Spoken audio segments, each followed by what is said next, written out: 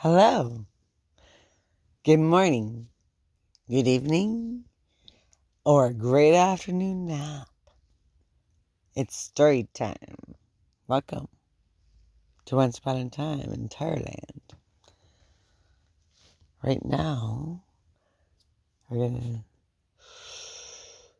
read Because I Love You by Max Lucado and Tarly. Thank you for coming and enjoying my page today with me.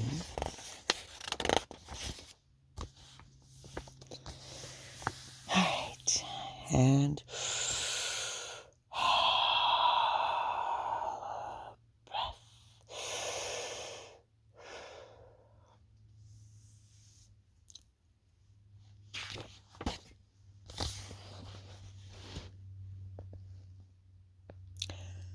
long ago, in a land far away, and unlike any you've ever seen, there lived a wise man named Shaddai.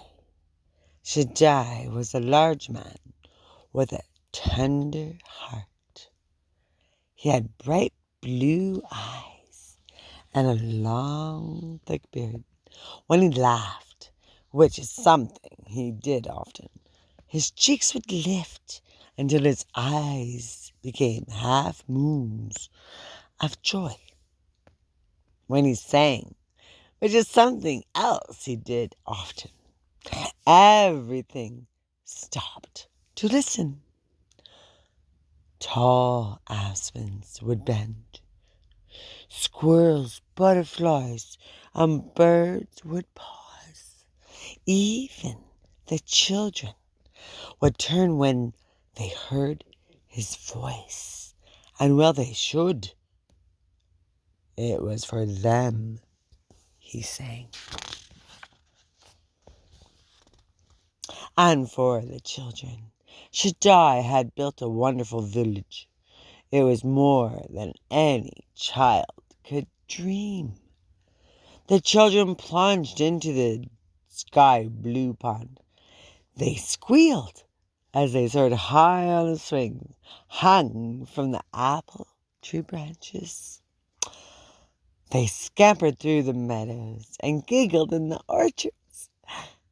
The sun never seemed to set too early, and the cool night sky always brought a quiet peace.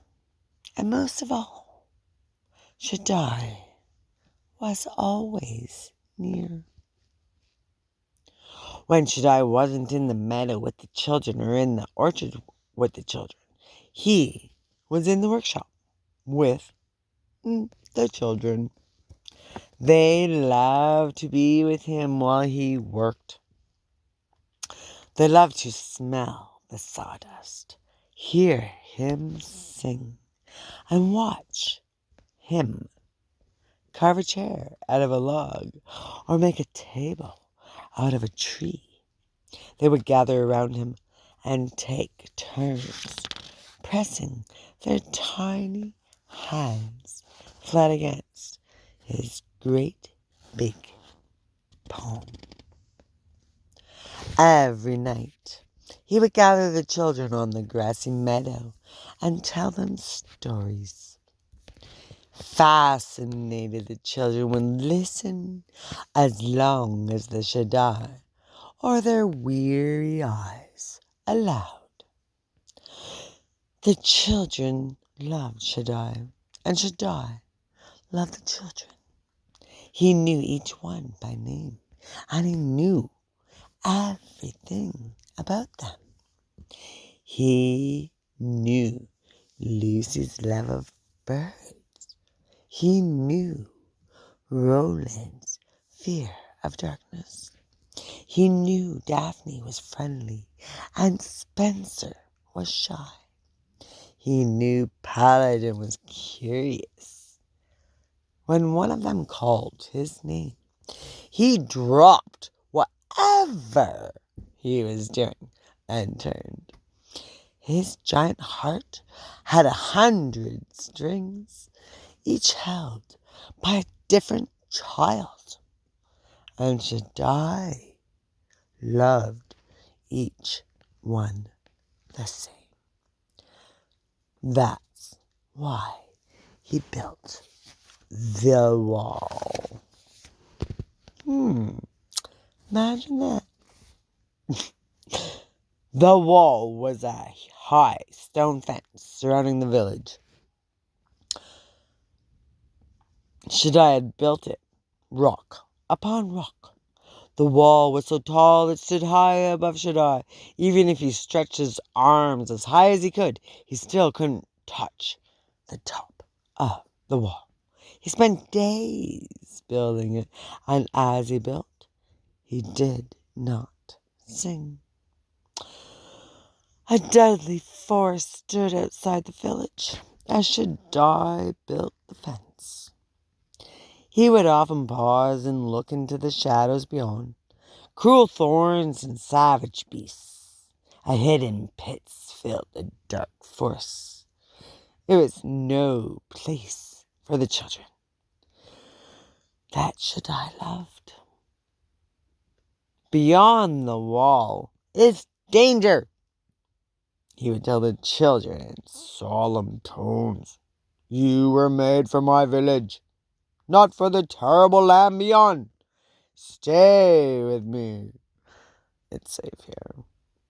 But in his heart, he knew it was only a matter of time.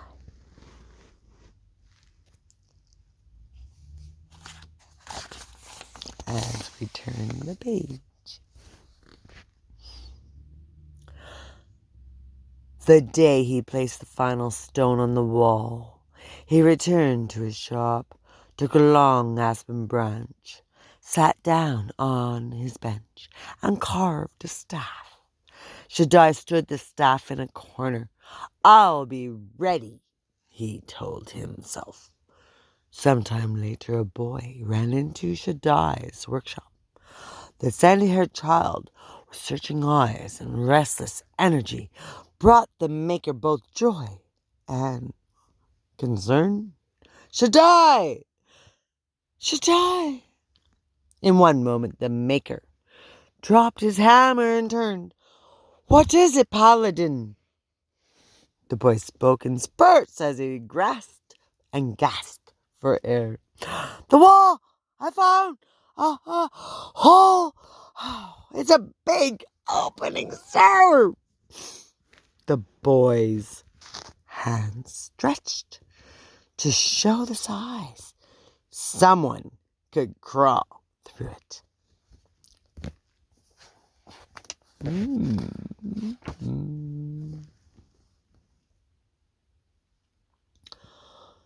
Shaddai pulled over a stool and sat down. I knew it would be you, Paladin, my child. Tell me, how did you find it? I was walking along the wall, searching for holes. Paladin paused, surprised that Shaddai knew. Yes, I was looking for holes, so you could see out into the forest. I was curious, Shaddai. I wanted to know why you won't let us go out there. Why is it so bad? Shaddai motioned for the boy to come to him. When Paladin came near, the maker cupped the small boy's face in his palms and lifted his face so he could look directly into those beautiful eyes. The urgency of that look caused Paladin's stomach to flip and feel empty.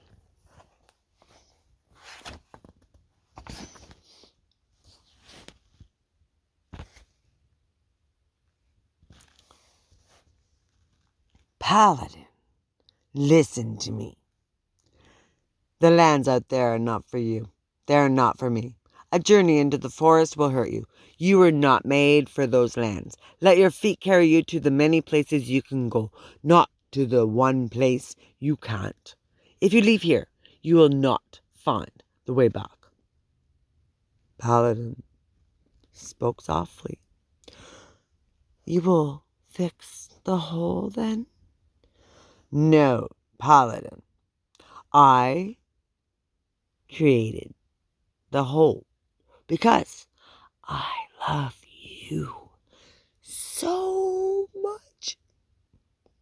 But you just said you don't want us to leave. I don't want you to leave. I want you to stay with me. But I did. Make the opening when I built the wall. But if you don't fix it, said Paladin, the children might leave.